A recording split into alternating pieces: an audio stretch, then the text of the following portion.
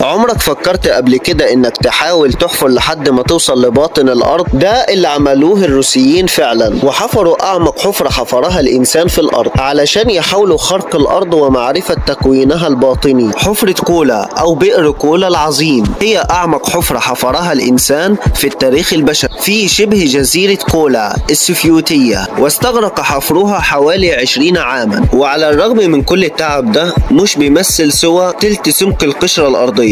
بدأ السوفيتيين عملية الحفر في عام 1970 وأتبعهم الألمان في عام 1990. الحفرة وصل عمقها 9.5 كيلومتر في الولاية بافاريا، وكلا الحفرتين تم إيقافهم بسبب الحرارة المفرطة التي بلغت 180 درجة مئوية في باطن الأرض. والعلماء كان هدفهم من الحفر هو خرق الأرض لمعرفة تكوينها الباطني، وبالفعل بلغ ربع القشرة الأرضية التي يقدر سمكها بحوالي 42 كيلومتر، علما بأن المسافة بين سطح كوكب الأرض ونقطة الوسط يبلغ حوالي 6380 كيلومتر.